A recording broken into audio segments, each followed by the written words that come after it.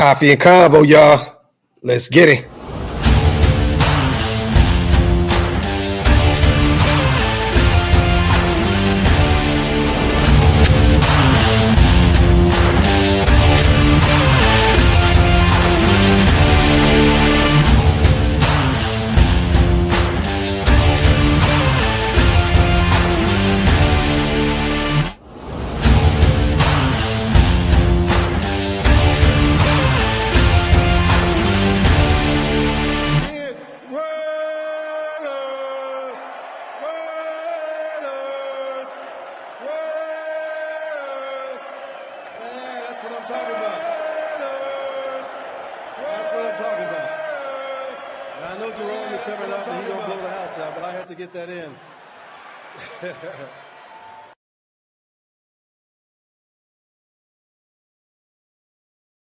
Yo, salute to everybody already here in the building, man. You guys know what time it is. Welcome to the latest installment of Coffee and Convo. I am your host, Graphk Raider, man. Salute to the greatest chat in YouTube history. As always, I appreciate every single one of you guys.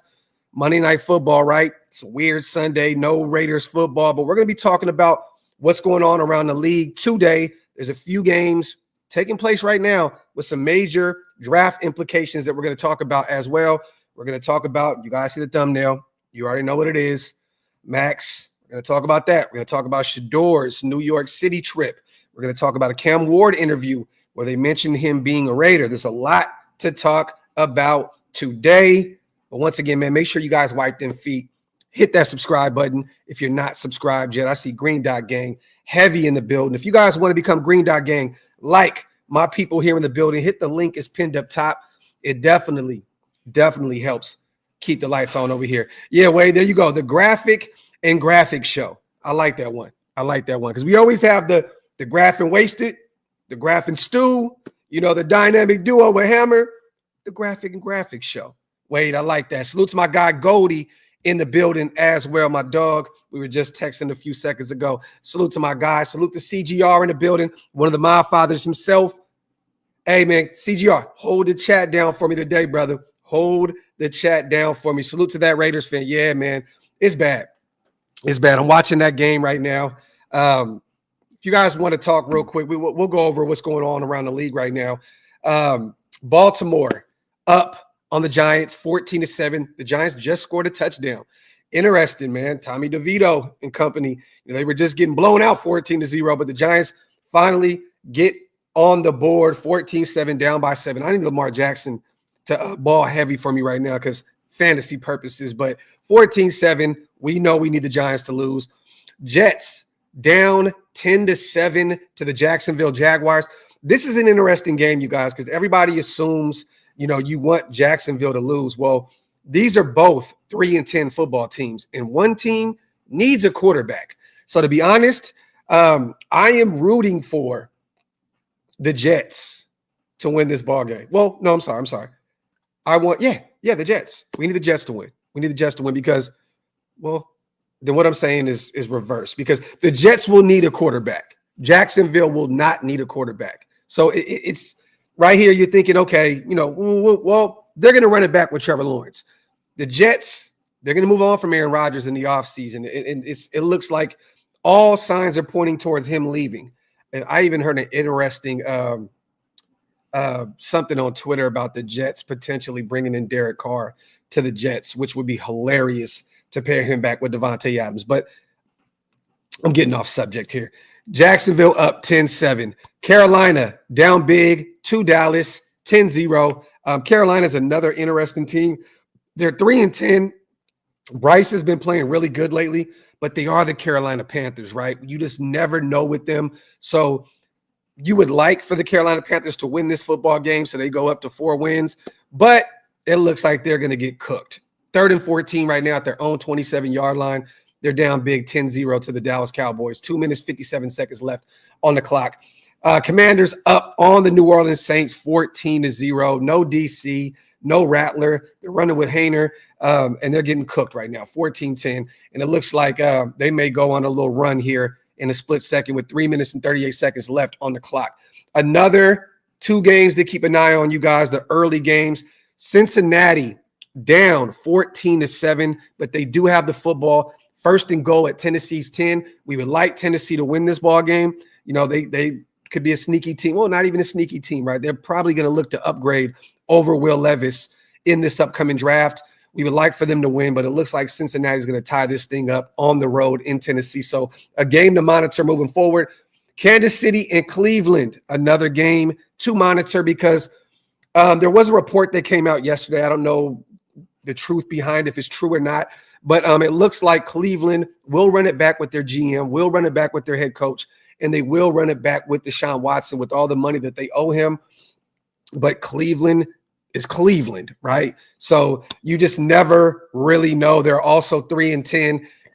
We would never root for the Kansas City Chiefs ever, but Cleveland could be a sneaky team that could be looking for a quarterback as well. One on a rookie deal while paying Deshaun Watson a massive amount of money. You know, they could think to go that route, but Kansas City's up 7-0 right now, and they're about to score once again. 1st and 8 at Cleveland's 8-yard line. And then Houston and Miami. Houston up 10-3. Nothing really to see here. Game doesn't really matter to our Raiders. So that is what's going on around the league right now. But keep an eye on the Jets game. Keep an eye on the Giants game. Tennessee and Cincinnati. You know, that game has some implications as well. West Coast Jay, you know what's funny, man? You know, I've been saying I was going to do it for many years, but this upcoming season, this off season, we are going to change some things over here. I promise you, we're going to be on Spotify, Apple, whatever platforms available. We're going to upload audio podcasts. You guys have my word. I have been getting a million inboxes, DMs about why I'm not, you know, on this platform and that platform. You know, I usually just stick to YouTube and keep it simple, stupid. But next season, we will be available everywhere, audio only and YouTube visual too. So stay tuned. We will be all over the place next season, man. Appreciate you, West Coast Jay. How we feeling today, y'all? Let me know, man. Where are you guys watching from? What city? What state? Let me know in the comments section. Where are you watching from right now? 5:30, man. You know, still getting over the flu, brother. My family's still down and out. Wife is sick. She has a stomach flu. My other son has a stomach flu. It's just constant in the house. You know what I mean? So there hasn't been a lot of sleep. My son's been up since 3 a.m, you know, throwing up, man. So it's just been bad. But, you know, the good thing is we're getting this out of our systems before we travel to Sacramento next week. We'll be home for 2 weeks. So, you know, hopefully everybody gets all this sickness out now. So we're good to go, you know, next week when we're home in Northern California. So I know you guys seen the news yesterday. Let's get straight to it. Once again, salute to everybody here in the building. Maxx Crosby, you know, initially there was a report that came out that said he would potentially miss Monday. Well, not potentially, that he was ruled out for Monday Night Football against the Atlanta Falcons at Allegiant Stadium. And, you know, I put out a quick video, a little short on YouTube, put it on Twitter, Instagram, and all that good stuff about just sit him. Just sit him. There's no reason to put him out there and potentially make this injury to his ankle worse than what it is. He has clearly been affected by that ankle all year long. He missed his first game of the season earlier in the season, or missed his first game of his career earlier this season. And I don't know if you guys remember, but I said, man, back then, we already kind of knew where this thing was going. Just sit Maxx for the rest of the season, man. Let him have that ankle surgery. And I wish we would have did it earlier. I wish we would have got it out of the way. You know what I mean? So, you know, he'd be available a little earlier in the offseason to get back to, you know, football activities. But it looks like it is official, you guys. He will be out for the season. He's getting ready to have ankle surgery. It went all across the board. Ian Rappaport, everybody dropped the news yesterday that he will be officially out for the season. He will be having ankle surgery. And, you know, this is a good thing, you guys. This is good. To be honest, he fought and battled through that ankle injury all year long. We're 2-11, man. Like he had nobody to really help him on that defensive line. You know what I mean? Malcolm Kuntz out for the season. Wilkins gone for the season. You know what I'm saying? We're playing with spare parts at this point. Charles Snowden now with the DUI and all the new footage and stuff that's coming out with that. I don't expect to see him anymore the rest of the season. Janarius Robinson's been a healthy scratch week in and week out. You know, there hasn't been really any help outside of Chason and Adam Butler. You know what I mean? So got to bring Chason back. Got to bring him back. And I would love to bring Adam Butler back as well, a guy that took a hometown discount to come back and play on like $1.5 million for a season to come play with the likes of a Wilkins, Malcolm Kuntz, and Maxx Crosby. And it didn't work out the way it worked. And it needed to work out. Let's just say that. But I think that this is a come to Jesus kind of moment for Maxx Crosby. If you play the way Max plays, endless motor, fighting through injuries year in and year out, just never turning the off switch on. Never. You know, it's bound to catch up to you at some point. And it's finally caught up to our all-pro superstar defensive end, Maxx Crosby. I love the warrior in Maxx Crosby, man. This dude is one of the best in the NFL, just simple and plain, one of the best football players. The motor, once again, is relentless. You know, double, triple team, finding ways to get to quarterbacks, even without, anyone really, without any real help on that defensive line. I'm actually happy that he's going to sit down these next 4 weeks, get right, and get ready to go into the offseason, man.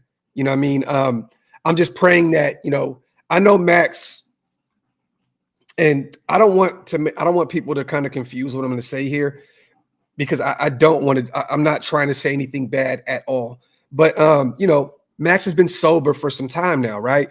And I promise you guys, he loves the game of football. He loved it even before he got sober. But he's definitely been using, football as a crutch, as kind of a defense mechanism, a coping mechanism, to deal with sobriety. We all have it. I quit alcohol for almost 2 years, I believe a year and a half. And I was in the gym every single day trying to keep my mind, off of potentially reverting back to having to drink and so on and so forth. Right. I'm just praying for peace for Maxx Crosby. I'm praying for, him keeping his head, just in the playbook, just whatever he could do, even if it's not physical, mental. You know what I mean? Staying in the building, staying close, tight-knit with his teammates, staying the leader that he is, staying close to some of that staff in the building, and remaining at headquarters in Henderson in the offseason and, these next 4 weeks.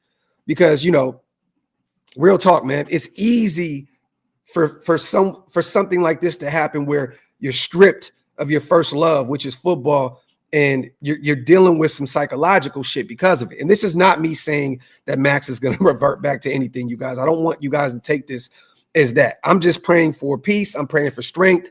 And I'm hoping that he can stay focused this offseason without being able to go out there and be the first person in the building, the last person out, being in their physical, doing this thing, because it's tough, man. When you're stripped of something you love, it's a very, very, very tough thing to deal with. And I know that Max is one of the strongest minded individuals in the world. For him to get sober the way he did anyways is a sign of strength. But just once again, you guys, prayers going out to Max. Hopefully, man, he just continues to just stay focused on the sport of football, even though he can't be physical. Stay in the mental aspect of things. You know what I mean? Just stay in the mental aspect of things. But it's official, you guys. He will be out. And I want to read this real quick, too. Max left a post on Instagram, and this is what he put out there himself. These are the words from the man himself. Some people will say that I should just take my time and relax and get ready for next year. I will never be that person, he wrote. I have a team around me that made it possible for me to come back and still disrupt, even though I truly wasn't fully healthy all year. I will stand in the fire no matter what the circumstances, because this is the game of my life. If I got a heartbeat, I'm expecting to play for the fans that spend their hard-earned money to watch me perform and wear my jersey every Sunday. I do it because it means everything to me, and I will never change my approach to this game. Let me see. As much as this pains me to write, I will not be playing the rest of the season. Second time this year getting rolled up on the same ankle, and now it will require surgery. As much as it pains me to not go to war with my brothers and for the fans, I truly believe everything happens for a reason. I have absolutely zero regrets with my process, my approach, and my discipline to this game. Instead of sitting out for over a month with my first high ankle sprain at Baltimore, I only missed one game and came back and fought all year because that's who I am. If I can go, I can make a difference. Unfortunately, I got chop blocked from the side and got another one, but even worse this time versus Tampa. Let me see. I can feel bad for myself and make excuses, but I fucking refuse to. I will get this surgery and I will be on a war path for greatness every day and be back to the best version of myself. I truly believe in my soul that I'm changing the game one snap at a time and changing the way this position is viewed. If you don't believe me, if you have doubts, if you think I need to chill, good. Just watch me. Salute to our brother Maxx Crosby with the phenomenal post on Instagram. Salute to our guy. And I want to say this, man. I see a lot of people that were commenting on my post on Twitter, on YouTube yesterday, saying, "Do you guys think that, or Graphk, do you think that this is the start of the decline for Maxx Crosby?" I don't. I do not at all. I think that this is a perfect time for him to get right, healthy, get that ankle, taken care of. He's still in the pinnacle. He's still like at the pinnacle of his career right now, you guys. This is not a guy that is on the decline at all. We're looking at a guy that has refused to really sit down and get right. Just fight through everything for this franchise, for his teammates, for the fan base. This is just, like I said, a coming to Jesus kind of moment. Sit down, get right. This is not the start of a decline at all, you guys. I expect Maxx Crosby to get healthy, that ankle get right. I expect him to, maybe even rehab that knee a little bit because, we all knew about what happened last year. And I expect him to come out and be crazy next season. Wilkins will be back healthy, potentially bringing Malcolm Kuntz back. Regardless of anything, we'll probably end up getting an edge rusher somewhere in those mid to late rounds. You never know. We may add a veteran. We may bring Chason back in free agency. Either way, I believe that Maxx Crosby will have a career year next year. I think this is the best thing for everybody involved. For him to sit down, get healthy. For us in terms of draft status and draft capital, our best player is officially out, you guys. He sets the tone for this team defensively and offensively. So I'm not expecting to win, a ton of games moving forward. So once again, I'm not going to beat this thing to death. Maxx Crosby out for the season, will have ankle surgery here very, very soon. Get well to our leader, our tone setter, and just the best player that we have, in that building, man. Salute to Wilder. Just seen Scott Turner is the front runner for the OC position at UNC with Belichick. Not surprised. We're not going to keep him. So I was going to go about this too. Salute to Wilder. This was going to be the next thing we're going to talk about. I don't know if you guys seen this, but some news dropped, which is kind of funny. I thought this was actually kind of weird, but it looks like Bill Belichick has his eyes set on bringing in Scott Turner to be his OC at North Carolina. Yes, the offense has been, once again, we've said this a million times, a little bit more enjoyable to watch. Getsy average 19 a clip. I think the Turners have averaged somewhere along the lines of 17 a clip, but it's been a lot more, enjoyable to watch. We're still having red zone woes, can't score, in the red zone. And that's definitely not helping Scott Turner's cause to stick around next season. But an interesting name to bring in because there's a guy out there, Wilder, that, Bill Belichick has won numerous Super Bowls with as his OC. So I just find this hilarious. One, I was like, why would he bring Scott Turner in? Which I don't know, man. Maybe he'll be great at the collegiate level. There's not a lot of expectations, for North Carolina. Now there may be with Bill Belichick in the building, right? Probably a shit ton of players. These young high schoolers are probably going to say, I want to go there because this guy's a 6-time champion, one of the greatest head coaches of all time. Maybe they get some more talent there. But Interesting move. Scott Turner over Josh McDaniels. That lets me know that not only is Josh McDaniels in the doghouse, but he's in the doghouse. You know, for him to not even get a job at the NFL level as an OC, and now Bill Belichick going over to Scott Turner, potentially over a Josh McDaniels, that's crazy. That's crazy to me. You know, and who's to say Josh McDaniels even wants to go to collegiate? I'm not saying that, you know, this is a job that he would want to take, but I know one thing, that man is unemployed right now, probably sitting in his mansion in Las Vegas, sitting around waiting. He's still getting paid by Mark Davis. So, you know, there's that. But just an interesting, I would have never thought that Bill Belichick would bring in a bunch of former Raiders, the general manager now, potentially Scott Turner as the OC. Kind of a weird, pairing there. But, hey, is what it is. So, yeah, breaking news, you guys, for those who didn't see it. He is the front runner to be the offensive coordinator out there with Bill Belichick and his new job at North Carolina at the collegiate level. So something to monitor moving forward. Looks like this may be the last 3 or 4 weeks of Scott Turner being in Las Vegas. And to be honest, congratulations to him. I don't want to keep him around. I don't want to bring the Norv and Scott back. I don't. We need an upgrade at the offensive coordinator position. We need a young, brilliant mind or a proven veteran to come in that can turn things around on the offensive side of the football. And it's not Scott Turner. It's not Scott Turner. So salute to Bill Belichick. Salute to Scott. And, they'll probably have Norv Turner out there. They can lean on him a little bit as well. They'll probably 1-2 punch out there just like it is in Las Vegas. And we'll see how things roll. But, yeah, it looks like we're going to lose our offensive coordinator here in the next 4 weeks. Salute to Wilder, man. Salute to my boy 24, gifting 10 OLV Raiders Network memberships. Salute to my dog, my brother, man. Appreciate you, Raider 24. Salute to all the new Green Dot gang here in the building. As always, if you guys missed out on these 10 that our brother Raider 24 gifted, make sure you hit the link. It's pinned up top. It definitely helps us keep the lights on over here, man. Salute to my boy RR, aka 24, man. My brother, appreciate you as always. We talked about the Maxx Crosby thing, you guys. Once again, for those who do not know or just joining the show, breaking news: Maxx Crosby will officially be out for the next 4 weeks, as he will be getting ankle surgery to get right for the upcoming season in 2025.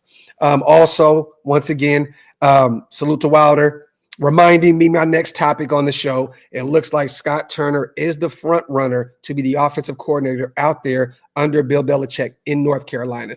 Salute to Kenny Mack. Take the Turners, God, please. Good riddance. Salute to my God, Kenny Mack. I agree with you, brother. Look, no knock to Scott, no knock to Norv. I think that they're doing an okay job with what they have out there. The Desmond Ritters of the world, the Aiden O'Connells of the world, the Gardner Minshews of the world, right? Up to this point, before we really got to look at Sincere, you're looking at Alexander Madison and these type of guys. There's not a ton of talent on the offensive side of the ball right now. Devontae's gone. You still got Jacoby, who was a phenomenal option for us out there. But honestly, he should be a wide receiver too, a high-end wide receiver too. You got Brock out there who's breaking all the records in the world, but there's not a ton of talent on the offensive side of the ball right now with the Turner. So they're doing a good job with what they have. But to me, it's not enough. It's not enough. So, hopefully this thing works out. Scott goes to North Carolina and we can upgrade that offensive coordinator position. Facts. Salute to my brother Hug Dizzle in the building. My brother, salute. It's always good to see the Mob Father himself in the building. Once again, you guys, a look around the NFL. Kansas City is up 14-0 on Cleveland right now. It looks like they're driving. They're at the Cleveland 44. It looks like Kansas City's about to just cook these boys. Houston's up 10-6 on Miami, but Miami has the football and they are driving with 38 seconds left in the first half. They're at the Houston 43-yard line. Also, Cincinnati is now up on Tennessee 21-14. So it looks like that little run that we thought that Tennessee would be on. Looks like it's about to come to a screeching halt here. Cincinnati's up 21-14 with 1:12 left in the second quarter. Washington up 14-0 on New Orleans. Carolina just scored, you guys. They're down 10-7 to the Dallas Cowboys with 31 seconds left in the second quarter. Jacksonville up 13-7 on the New York Jets at halftime. And then Baltimore looks like they're up 21-7. They scored again on the Giants. The Giants are not going to give us any help. I want to see what Lamar just did because I need him to cook for me in fantasy right now. Let me see. Perfect. He got me 22 points right now. Looks like I'm about to run away here very, very soon, even though Devontae has no points, no receptions, no yards right now for me. He's absolutely killing me right now. But that is a look around the NFL. Once again, you guys, appreciate everybody staying here with me as we keep you guys up to date with the Tankathon. A lot more to unpack today, you guys. I know a lot of people are also hitting me up about the Shedeur Sanders situation. For those who are living, under a rock at this point, Shedeur was in New York. I think a lot of people are making this bigger than what it needs to be. But he was out there. Travis Hunter, salute to him, well-deserved, won the Heisman Award winner. The Heisman Award winner for this year, only the second defensive player ever to do it behind Charles Woodson, the GOAT himself. So major honors. Salute to Travis Hunter. But, Shedeur, Deion Jr., Deion Sr., they were all out there in support of Travis Hunter, okay? A clip went viral the other day where Shedeur was out there throwing the football around with Malik Neighbors. Everyone knows the Giants need a quarterback. Drew Lock is not the guy. Tommy DeVito's not the guy. They moved on from Danny Dimes. He's in Minnesota now. They need a quarterback, and they are in the market for a quarterback. Well, I got to say this, you guys. I seen the elevator clip. I don't know if you guys seen it. He had a football, and he kind of put it to the camera, and it had the Giants logo on it, right? He did one of those, and Raider Nation is like, what's going on? What's going on? So on and so forth, throwing the football around in a puff jacket, you guys, outside in a puff jacket, which I'm not taking serious at all. The motherfucker had a puff jacket on, throwing the football to Malik Neighbors, right?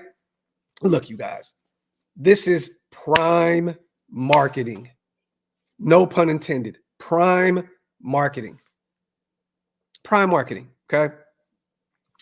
The kid, all these signs and rumors and rumblings of Deion may deny the Giants, or they, he may not deny another team, which Deion has stated that if there's situations he doesn't want him to go to, he will make sure that they pull an Eli. Deion has said this out of his own mouth. They're playing the game right now, you guys. They're playing the game. They're playing the game. Why would he? I think he was out there kind of trying to kill the narrative of him not or refusing to go to the Giants. He was kind of playing into it a little bit. And even yesterday, I don't know if you've seen, there was a quick interview somewhere. I don't know who did it, and salute to them. They interviewed Shedeur yesterday. He had a black and silver suit on, and they were like, interesting outfit, and he was like, the colorway and so on and so forth. And, he was like, nah, to be honest with you, I was going to troll, but I don't feel like trolling right now. Okay. He's kind of said it out of his own mouth, you guys. He's been trolling a little bit, kind of leaning into, I don't know if you guys seen him at the shoe store. He was getting some, I believe, dunks or some forces. I forgot what he was getting, but he was like, make them red, white, and blue in New York City, right? In New York. These guys know what they are doing.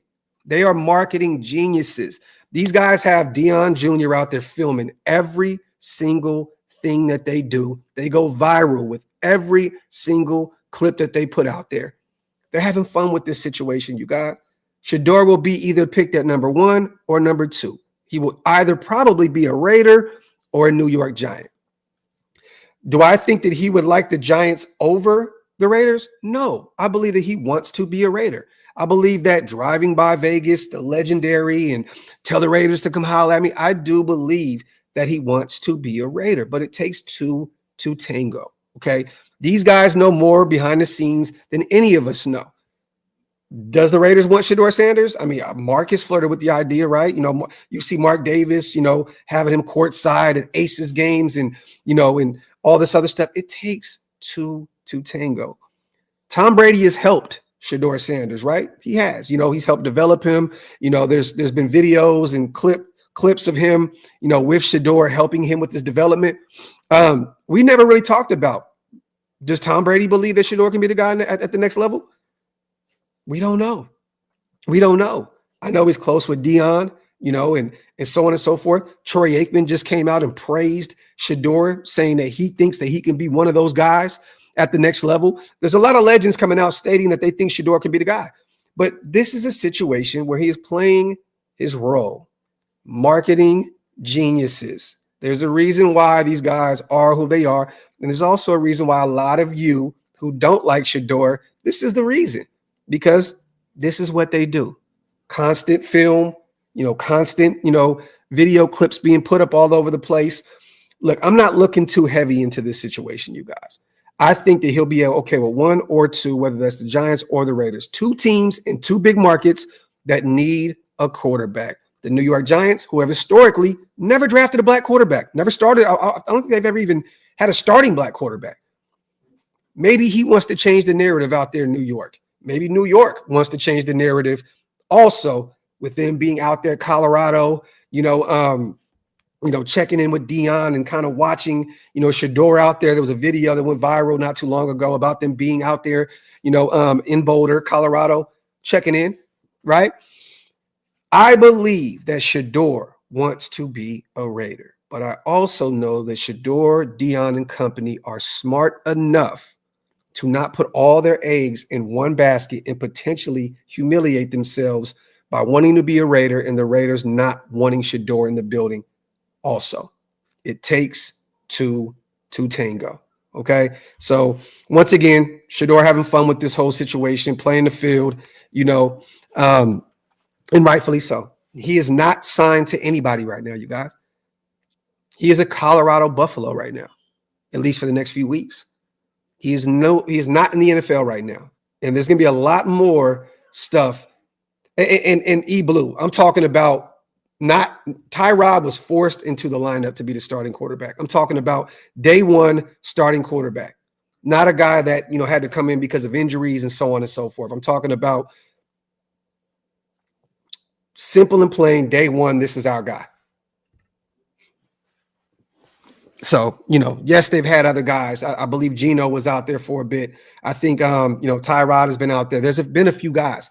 But what I mean by that is the day one starter, day one guy, this is who our guy is moving forward. And they've never, once again, have drafted, high, at least from my, my research, have never went and got a black quarterback in the draft. So, and maybe they're trying to change that narrative here. Maybe they're saying, you know what, we want to go get the best quarterback in the draft. And maybe they're kind of, there was a clip the other day of somebody knowing that the Giants want Cam Ward and they're going to bring over his OC from Miami, right? So we just, there's so much stuff going on right now. It's so funny too, because all this stuff going on with Shedeur, trolling the Giants fan base, trolling the Raiders fan base. And then you look at a situation with Cam Ward where he was on a show the other day. I believe he was on SportsCenter. I think he was on SportsCenter. And they said to him, we have you going number 2 to the Las Vegas Raiders.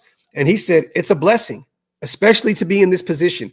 The journey I had to solidify myself as one of the best quarterbacks in college to potentially get to the NFL. I mean, it's all God. I mean, the teammates that I have around me, they helped me put myself in this position. We all made plays. So, me projected to go that high is something that I don't take lightly. I have, just a chip on my shoulder, that will never leave. So once again, you guys, Cam Ward, with me, it's been Shedeur 1A, Cam Ward 1B, a kid that finished, this season in Florida, with the Miami Hurricanes, a completion rate of 67.4. He had over 4,000 passing yards, 4,123 to be exact, 36 touchdowns, 7 picks. He also rushed for almost 200 yards in 4 scores. He was named the ACC Offensive Player of the Year and Rookie of the Year. Plus, he was a finalist for the Heisman Trophy, along with, Travis Hunter, Ashton Jeanty, who to me was 1A, 1B with Travis Hunter, and then Dylan Gabriel, the young pup out of Oregon. So it looks like, this is a situation where Cam is just like, look, I'm going to go wherever I go. I think Cam understands, being one of the best friends with Shedeur, that Shedeur and these guys are more flagrant with their approach in the media. Cam kind of sits back and just plays football and is not all in the videos, you know, dancing all in the videos, you know, in the words of the great Suge Knight, right? Cam is more silent approach, silent assassin, goes out there, conducts his interviews, keeps it moving. He's not really out there putting out a lot in terms of media outside of the videos that he does with Shedeur, right? So, you know, something to monitor this offseason. It's not a foregone conclusion that Shedeur is going to be a Raider. And if I'm a betting man, I still believe that Shedeur will be a Raider. But the New York Giants are a sneaky team to keep an eye on because they need a quarterback. And I can see them, you know, potentially going to me, the most NFL-ready quarterback in Shedeur Sanders. So something to monitor moving forward. But if I were a betting man, I would think that Shedeur wants to be a Raider over a New York Giant. I think he loves the untapped market in Las Vegas. He has an opportunity to be the guy in the bright lights out there, being the guy already with the Maxx Crosby in the building with the Brock Bowers. And you could say that Dexter Lawrence and Malik Neighbors are out there as well, right? I get it. They got some star power out there with the Giants as well. But he has an opportunity to go out here and pair up with Tom Brady, you know, a guy that's been a mentor to him, you know, all the history, you know, of the Raiders, him potentially coming out there and being able to change the direction of this organization moving forward. I just think it's a tough thing for him to not want. So 1A for me is Shedeur, 1B for Cam. Either way it works out, I'm cool with either one of them. I love that we could potentially bring our young quarterback in this upcoming draft.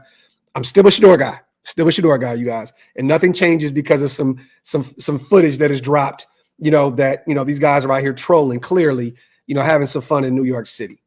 But once again, he's not putting all his eggs in one basket. You know, I think that his people behind him, his marketing people are saying, you're out there playing around with Vegas. Tell the Raiders, come holler at me, legendary. Well, look, go to New York and do the same thing. Just so you make sure to let them know, you know, that all my eggs are not in this Las Vegas basket. You know, so they're having some fun. Remember, you guys, these are young kids. You know what I mean? And this is what they do in today's era, in the social media era. Salute to my brother Hug, man. My dog, bro. My fucking dog, bro. Love you, bro. Appreciate you so much. Gifting 20 OLV Raiders Network memberships. Appreciate you, man. Thank you so much, man. And also salute to David Zahn, my brother, man. You guys have no idea how much I appreciate you guys. Real talk, man. Just forever indebted to all you guys, the Tainos of the world, the Zons of the world, the CGRs, all you guys, the, you know, Hug D's, man, the My Father himself. Thank you guys so much, man, for always supporting what I do over here. I just appreciate you guys so much. This thing does not work without you guys, man. Appreciate you. Yeah, Andre. And if you guys missed out on those, hit the link up top if you guys want to become a member of the channel, man. I appreciate every single one of you guys for being here. I got to get Zahn, my dog, a wrench, and I got to get Taino a wrench as well here soon. Get them get them to be some My Fathers here in the building as well. But yeah, I agree, man. Smart move. Let Max get healthy. Well, the thing is this, Andre, at this point, we're forced to.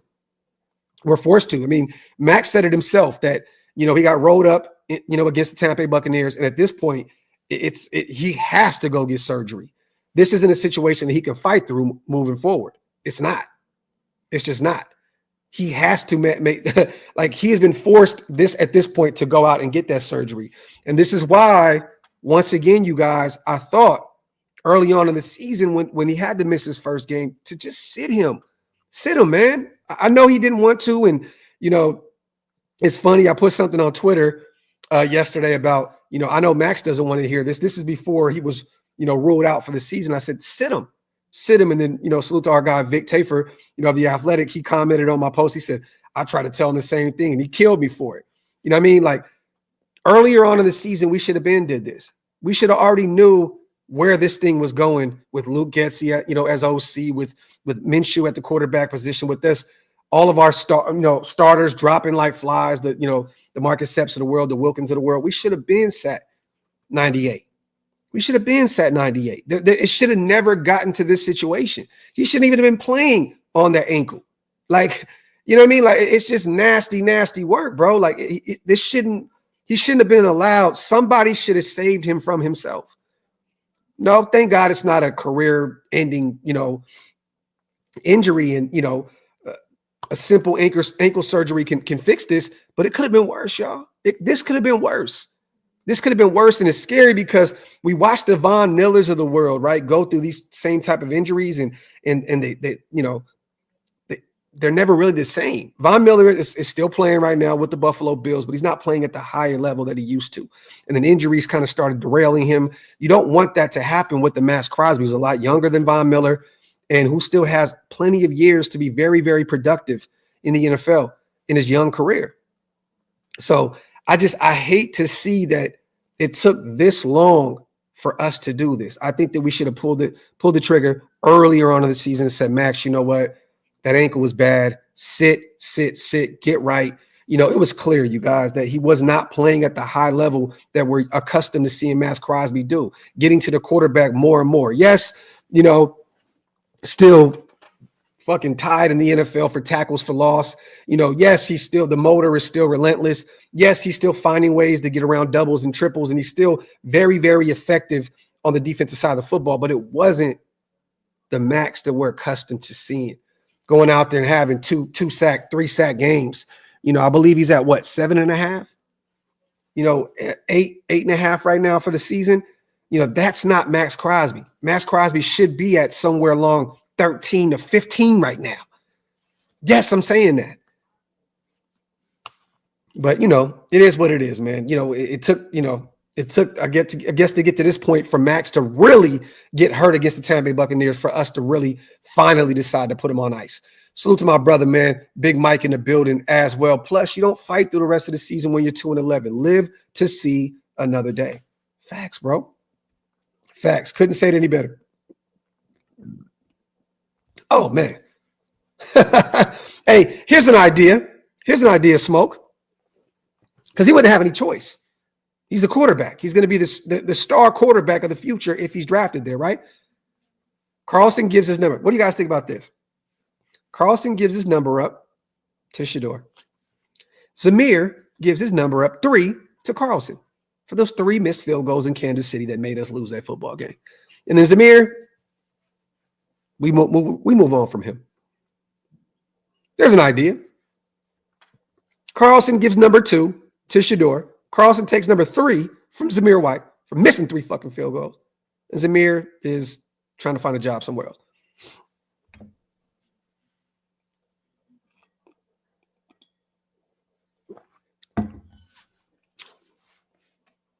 Plan. I do's on. There you go. Carlson hands number 2 over to Shedeur. Zamir hands over number 3 to Carlson for those 3 missed field goals. And Zamir is finding a job elsewhere. There you have it. My brother, man. Salute to you, Hug. My dog. Appreciate you, brother. Salute to everybody watching on Twitter. Also, everyone watching on YouTube. I appreciate every single one of you guys for rocking with me. As always, wipe them feet, you guys. Hit that subscribe button if you are not subscribed yet. Salute to the greatest chat once again in YouTube history for being with me this beautiful Sunday afternoon, morning, wherever you are. Just appreciate every single one of y'all for being here. Let me see. Carlson missed those on purpose. So to my bruh, Dan, in the building. So to Mondo, that content. Once again, y'all, the Tankathon is still lit. Let you guys know right now what's going on around the league. It looks like Tommy DeVito is out with a concussion. Drew Lock season officially back in the Meadowlands. Giants are still down 21-7. Looks like they're driving here. They're at Baltimore's 44-yard line, 3rd and 5. We're watching the Giants very closely, but they're not going to beat the Baltimore Ravens. So I don't even know why we're trying to do this to ourselves. The Jets down, still 13-10. Third quarter underway, 10 minutes and 28 seconds left. Jets have the football at their own 35, 1st and 10. Halftime still Dallas and Carolina. Dallas is up 10-7. Washington still up 14-0. Looks like they're driving 1st and 10 at New Orleans 20-yard line. Still up 14-0. Looks like that's going to be an easy one-shot kill out there in New Orleans without DC and company. Halftime in Tennessee, Cincinnati has the football. Cincinnati's up 24-14. Looks like they're about to run away with that game. And then once again, you guys, halftime in Cleveland, KC's up 14-0. Houston's up 13-6 on Miami. Third quarter just got underway. Yeah, Tay only got one catch. He's killing me in fantasy right now, man. Killing me, bro. I'm looking right now. This dude is absolutely smoking my boots in fantasy right now. Two receptions now. 2 for 12. He got me 3.2 points now. Let's go, Tay. Let's go, Tay. Hey, the Jets are a terrible, terrible team, dog. Terrible team. And it looks like they're about to bring in Louis Riddick to interview for the general manager spot. How do you guys feel about that? Another, former Raider guy, a guy that a lot of us in the nation were talking about potentially at one point coming in to be the general manager. What do you guys think about that? Looks like Louis Riddick is going to interview for the general manager spot with the Jets. Interesting name tied to the Jets there. Salute to Hug. Graphk, as a support group, what's your advice to the nation for all this pent-up aggression when dirtbag fans of other teams talk smack? We got to keep folks out of jail for whooping ass. Woosah, folks. You know what we can always do, Hug? We can always pull the old school Raider move, right? There's 2 ways now. There's 2 ways. Well, there's 3 actually. It's 3. It's 1, we got 3 rings.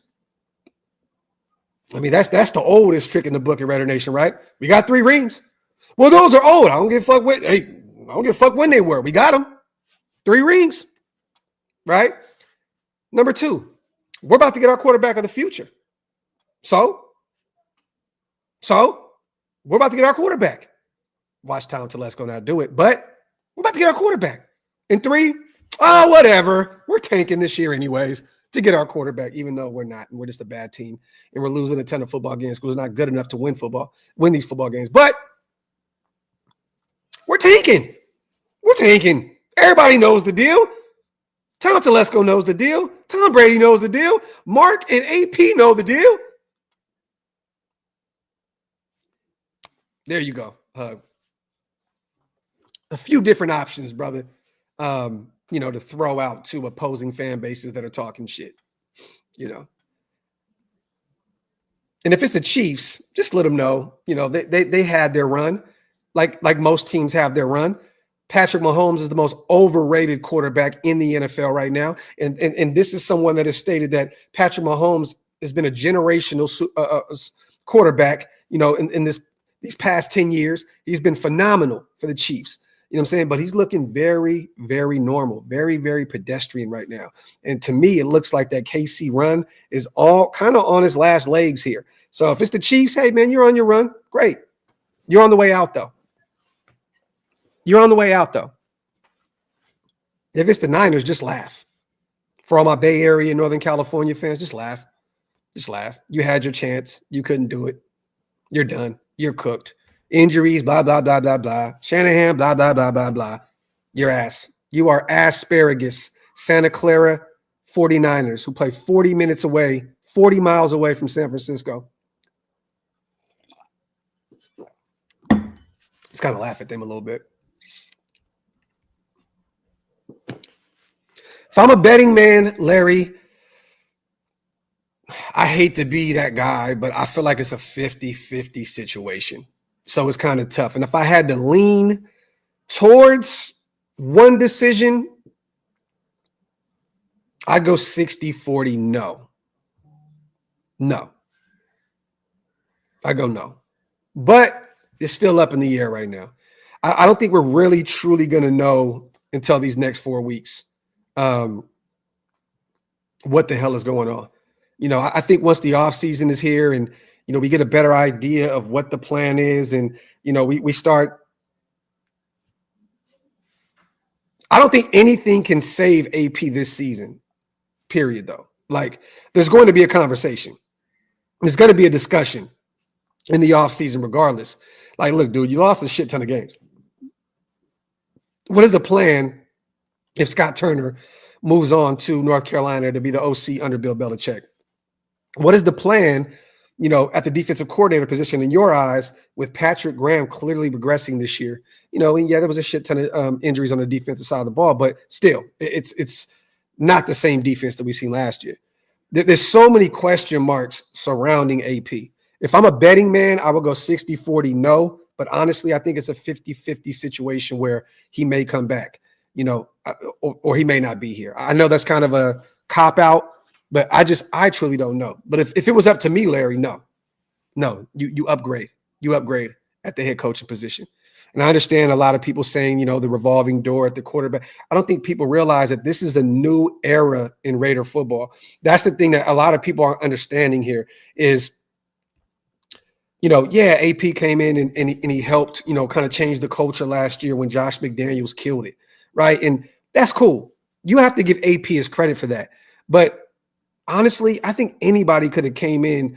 You know what? Let me say this. No, I can't. I'm not going to say anybody. I think AP was the perfect person to come in and help revive that locker room. But that doesn't mean he needs to be the head coach of the future. Like why? Why? You know what I'm saying? Like, yeah, he helped come in and change the dynamic of the locker room and so on and so forth. But I mean, there were still some things that happened under AP's watch. Devontae Adams. I can't wait till I can tell this story one day. Hopefully, once AP if we move on, I have a story to tell you guys behind the scenes that I promised I wouldn't speak about. But there's so much shit that happened. Like, and as a head coach, you can't allow these type of things to happen. When Devontae says, like, I was treated this, don't get me wrong. He created that shit.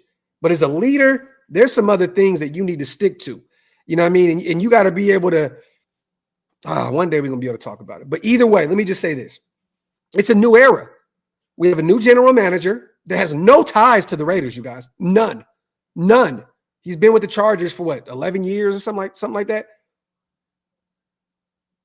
No ties. You got Tom Brady that's going to come in, and more reports are dropping that he is going to be heavily involved in bringing in, or locating the quarterback of the future. This is the perfect time to reset. I know a lot, a revolving door, head coach, blah, blah, blah. It is a new era. It is a new time in Las Vegas. It's a new time.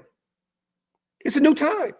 If you're going to hit the reset button, do it now. Just do it now.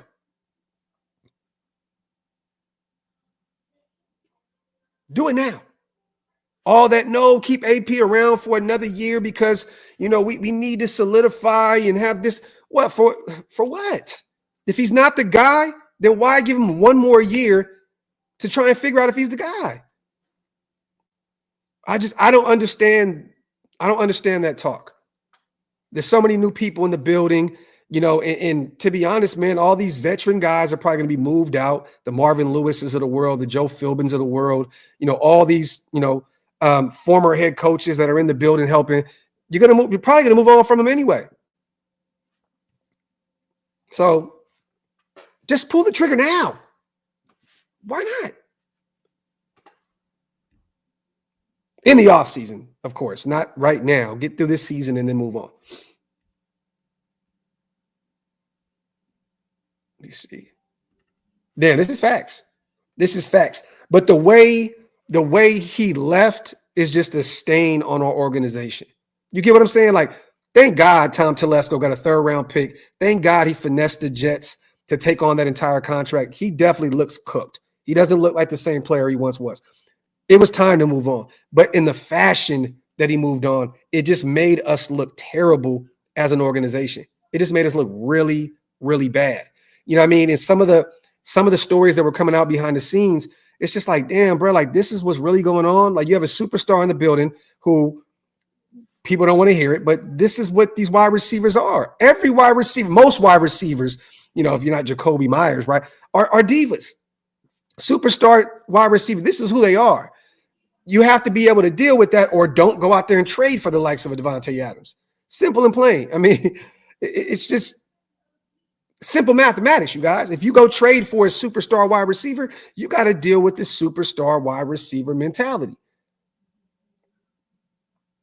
But the way he left, it made this organization look so bad. And it even looks worse because Devontae wants to say a lot of things that he's not saying. He just keeps saying, if you guys knew and bringing a knife to a gunfight and so on and so forth and all kind of shit. If you guys only knew, man, it just looks terrible. It looks terrible. Yeah, Taino, it doesn't help. It doesn't help. Could you imagine being a all-pro future Hall of Famer and you're doing girl talk with Kay Adams every week about the Raiders? Like literally, this is like red table talk with Jada Pinkett and shit. This is like black and silver table talk with Kay Adams and Devontae Adams. It's actually disgusting to see him literally just being a chatty patty with another woman week in and week out about the Raiders. It's actually disgusting to me, but whatever. It is what it is. If I'm a betting man, it's Desmond Ridder, former 3rd round pick, former Atlanta Falcon. I think he's the guy. I know Aiden is questionable, to play with that knee bruise, but if I'm a betting man, it's Desmond Ridder. There's no reason to put Aiden out there this early, especially getting carted off and air cast and all that other shit. We thought he was gone for the season. There's no real reason to rush him out there. And to be honest, I would just IR Aiden for the next 4 weeks and have Desmond or Carter Bradley be the guy moving forward. There's no reason to have Aiden go out there these next 4 weeks. But I'm assuming it's Desmond Ridder with Aiden O'Connell questionable and now Carter Bradley on the active roster. I think that Aiden's gonna sit. Let me see. Oh, Zon, look, I'm not acting like Kay Adams isn't a beautiful woman, but we're still getting off topic here. You know what I'm saying? He's really, really, really on some chatty patty shit with her, man. It's actually disgusting. It's nasty work. Just like Big Mike said, real feminine energy from DA. Might as well be getting his hair and nails done with K. Facts. Salute to Brendan, my dog. I'll be home next week, brother. We definitely got to link up. Salute to my guy and little bro, Brendan Counts in the building. A salute to his OG and his father, Dave, my guy, David in the building.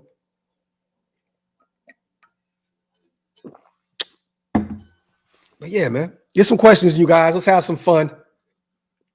Still under an hour. I'm not going anywhere anytime soon. Need a proven coach. Can't wait around to see if he's the guy. This is not high school. Look at the coaches in our division. And this is what I've been saying, Mark. Salute to my guy on a $5 special. You have to figure out who is going to be able, not just next year, to potentially kind of get closer to being competitive in the AFC West, but a guy that you believe that can be competitive against the Andy Reids, the Jim Harbaughs, and the Sean Paytons for the foreseeable future. You have to find that. You have to find somebody that can go out there and game plan for the likes of Patrick Mahomes twice a year, Bo Nix, twice a year, and now Justin Herbert twice a year as well under Jim Harbaugh. You have to find that coach. This is why a lot of people may not like Mike Vrabel. Cool, I get it. But he is a proven head coach. He's a proven head coach, a guy that is won coach of the year, who has won his division, had the number 1 seed in the AFC. You know what I'm saying? And did it all while having Ryan Tannehill as a quarterback. So if you're going to go out, if it's not a Ben Johnson, who you're pretty much betting on to be the guy that could become the guy, right? Who's a phenomenal offensive mind, but is not a proven head coach. Either you're placing your bets on a guy like that, or you're bringing in a guy like Mike Vrabel, who has been there and done that, who helped, Ryan Tannehill to his first Pro Bowl, to his first most improved player of the year, in 2019. And I believe he was held the highest completion rate that year as well. Don't quote me on that, but I believe that was what he did in 2019. This is a guy that's a proven guy. And I would rather have a proven guy. I can sleep a little better at night, and this may sound crazy, you guys, with Mike Vrabel, even if we were losing, not like this though. But if we're losing under Mike Vrabel, who's a proven guy, then losing with an unproven guy in AP. And I don't believe that we'd be 2-11 right now with Mike Vrabel as the head coach. Real talk. Even with this roster and all the injuries, I think we would still at least have 5 to 6 victories right now with Mike Vrabel calling the shots.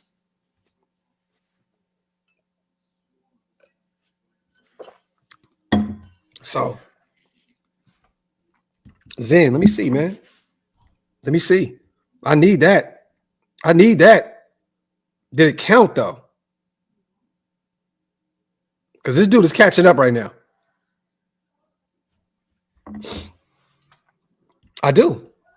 I mean, actually, he's in what, a year and a half now?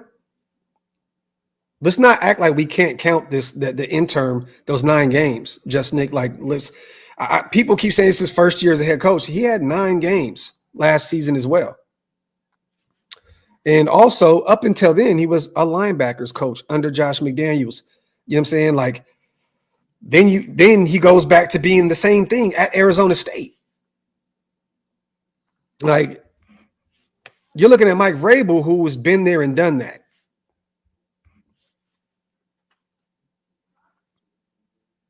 I just look, just Nick, this is not me. People think that I'm beating up on AP. I'm not. I just don't think he's going to be the guy to turn this thing around. I don't. Do I think the players love him? Definitely.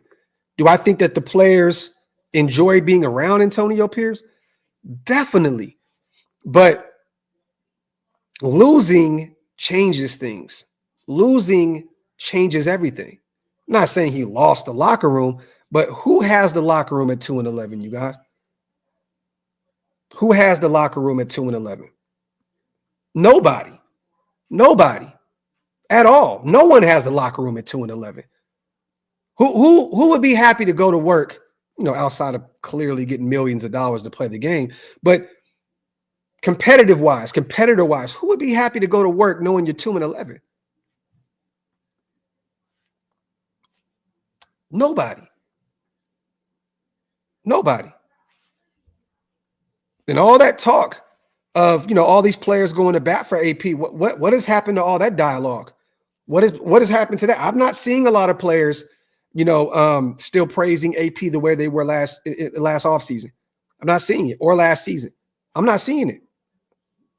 Can you guys direct me to any reports or articles that state that, some of these players, the ones that went to bat, the Spills, the Maxes of the world, are still going to bat for AP? Maybe I'm missing these articles. Maybe I'm missing these interviews. Direct me to it and I'll shut the fuck up. I'll completely shut up. I just think that the tune has changed in Las Vegas.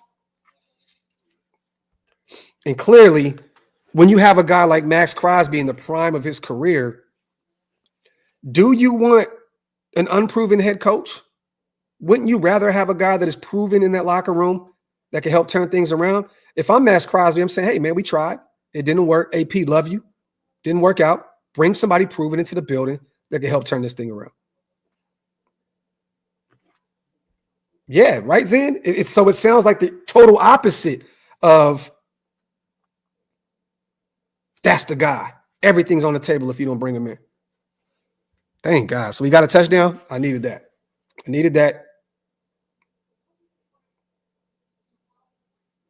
Boom. He got me 17 points now. Oh, yeah, I'm about to win this shit.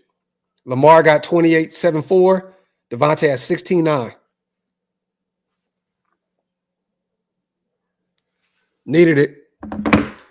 I hope Devontae has 20 touchdowns the next 3 weeks and becomes a first-team All-Pro. Would love it. Let me see.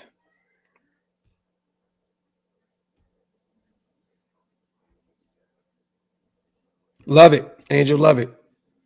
The show was mediocre last night. I expected more. There wasn't any title changes. Saturday main event, the old school. I'm thinking like, damn, man, there's going to be something that happens. But they're saving it all for Netflix. They're saving it all for Netflix, January 6th, Monday Night Raw. But I was kind of bored by that show last night. It's kind of like a regular, SmackDown, or like a regular Raw to me. Kind of, the best thing that happened in that show outside of Chelsea was the Drew McIntyre and Sammy fight. And then after the show ended, the viral clip with KO and Cody. Fred, there's definitely going to be options out there, brother. There's definitely options. We just talked about one. You don't think that Tom Brady has talked to Mike Vrabel about leaving Cleveland as an advisor? There's clearly going to be upgrades in the offseason over Antonio Pierce. I understand you guys. Like, we all want to see AP win. We all want that Raider guy to go out there and get it done. I'm just trying to figure out what you guys are seeing in this situation. What am I not seeing? Like, please, like, talk to me. Like, what are you seeing that I'm not seeing? I just give me something to work with. Bro, just Nick, go back to square one? Motherfucker, we at square one right now. We're at minus square one. We're 2-11, about to draft number 1 in 2025. Back to square one. What does that mean, Nick? And you my guy. But bro, what does that mean? What does that mean? Back to square one. Motherfucker, we're at minus square one right now. Carry the 3, carry the 9. Motherfucker, we are minus square one. Back to square one. What does that mean? This is the worst year that I can even think about. Like, we got to go back to the early 2000s to remember this kind of year. This is terrible. Back to square one. We are living square one right now.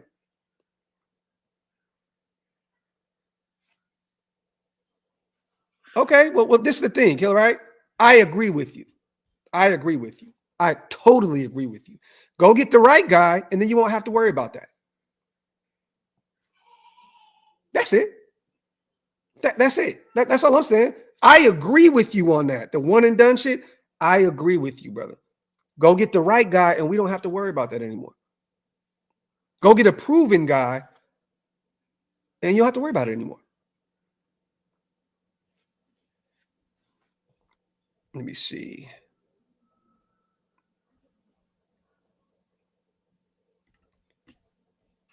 Brother, it's not malicious. It's never malicious. It's business. It's business, man. It's business. Do you think that Mark Davis wants to lose Las Vegas? Like, lose them? Like, do you think that he wants that fan base to mentally check out? I mean, they're probably already there now at 2-11. Thank God Mark has, us fans that have been there since day one, and all that other, like, he's probably already lost Las Vegas. Bro, I seen something that said that they expect 46% of Allegiant Stadium to be filled with Falcons fans Monday night. 46%. Bruh, there's not even that many Falcons fans that exist. So you mean to tell me that everybody's flying in from Atlanta to fill up our building, that it's going to be damn near 50-50? 46% of Atlanta. I don't know a Falcons fan that doesn't live in Atlanta. And this is coming from a guy that lived in Atlanta off and on for 10 years of my life. I've never met a Falcons fan that lives outside of Atlanta.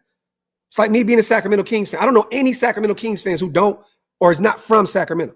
46%? 46? You mean to tell me that half of our building is going to be red and black, bro? What? It's not malicious, brother. It's business. Winning is good business.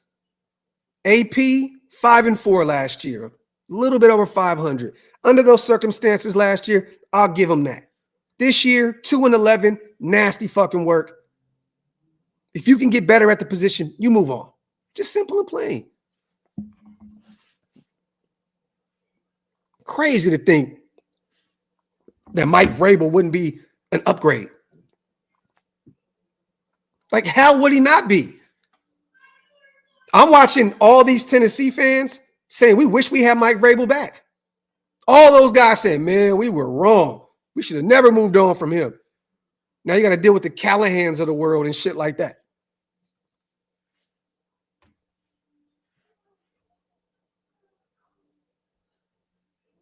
But, you know, it is what it is.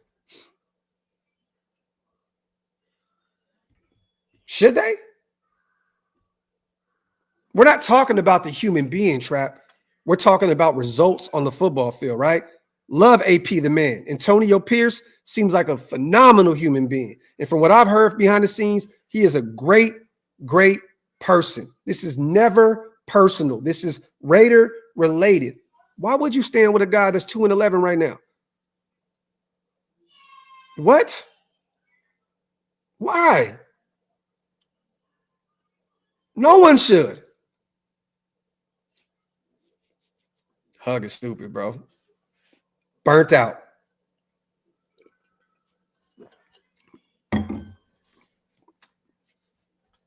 Oh, yeah. No, Trap. I know we're on the same wavelength, my brother. I'm just going off what you said.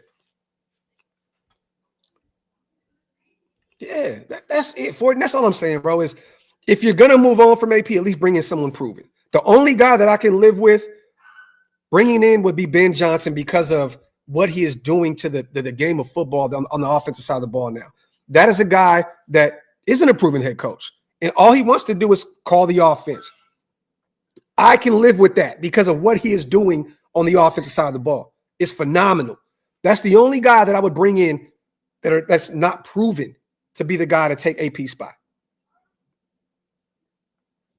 But people are going to hear Mike Vrabel a lot in the offseason. You just got to get used to it. Get used to it. Because Cleveland apparently is keeping their head coach. They're keeping the general manager. Where does Mike Vrabel fit in the grand scheme of things? He's not going to stay an advisor out there in Cleveland if he can become a head coach again. And also, his leash may be a little longer in Las Vegas because year one with a rookie quarterback, Tom Brady in the fold as his guy, he'll have a little safe net out there with Brady, you know, potentially calling some of the shots, you know, in terms of putting this team together and constructing this team and going to locate the quarterback. Why wouldn't he?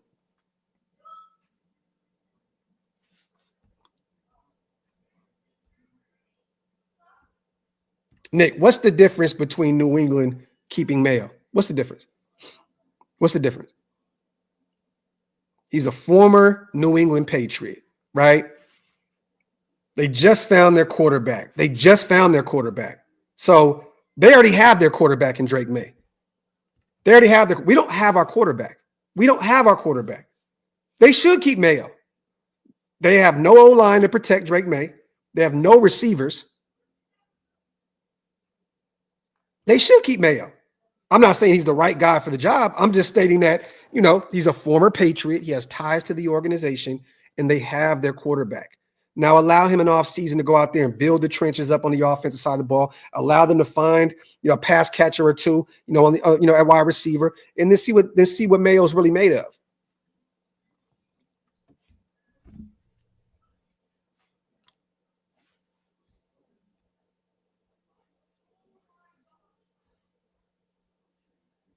Let me see.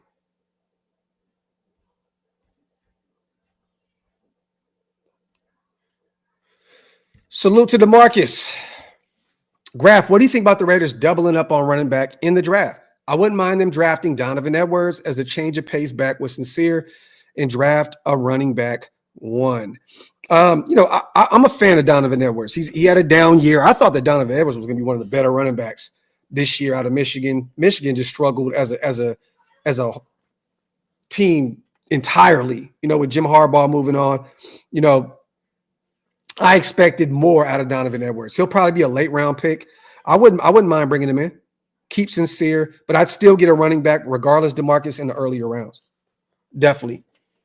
Let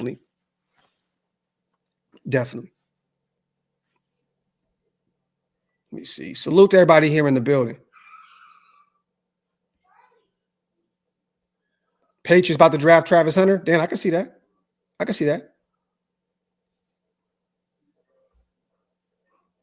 I would love Shanahan, but I don't think the Niners are going to move on. And I know their fan base is pissed, And Kurt, I agree with you. I would love to have Hampton in the second round of the North Carolina. That'd be phenomenal. I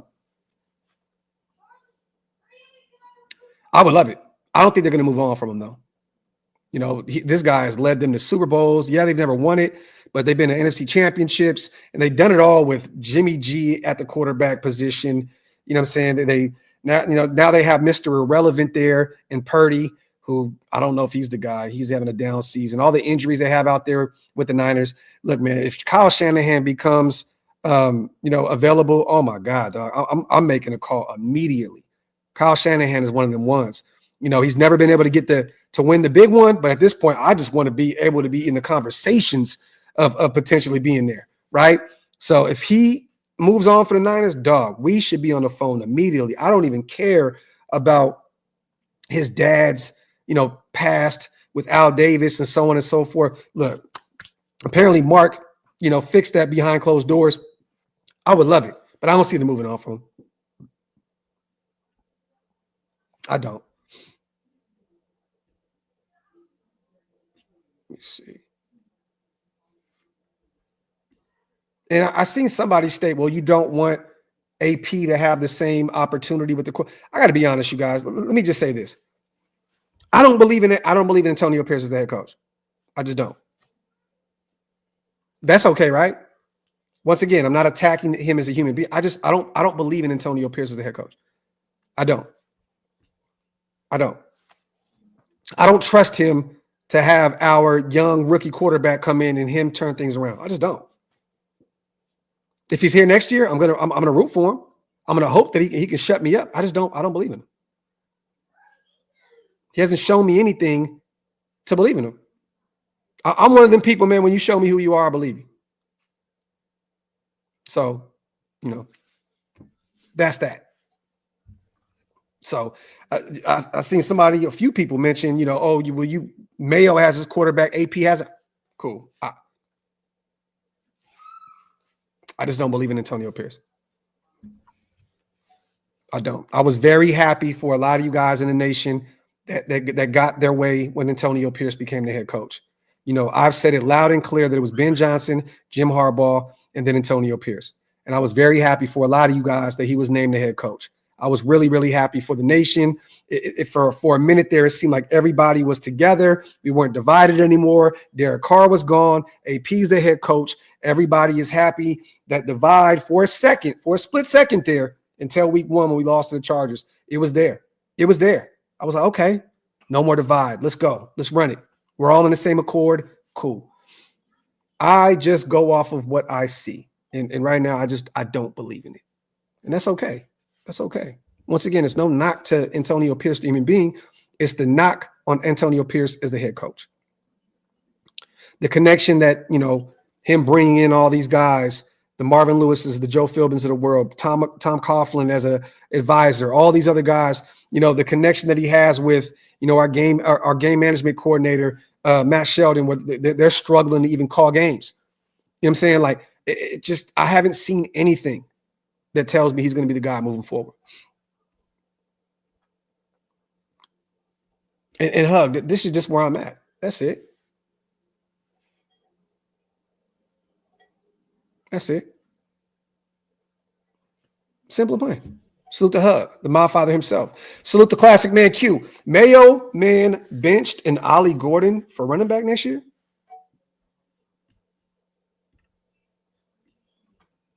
Wait, Q, what do you mean, bro? I know Ollie Gordon, big fan out of him, out of Oklahoma State. But what do you mean he benched an Ollie Gordon? Are you talking about Stevenson? Is that what you mean? Ramondre Stevenson? I think that's what you mean, right?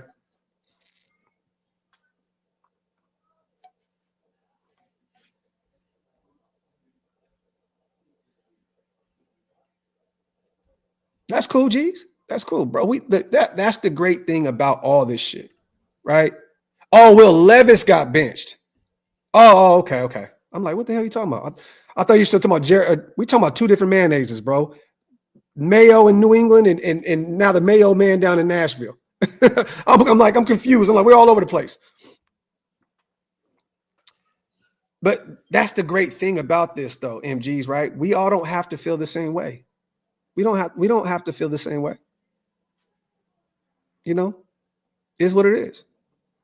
Once again, if AP comes back next year and turns this thing around, I will be the first guy to eat crow and tell you guys I was wrong.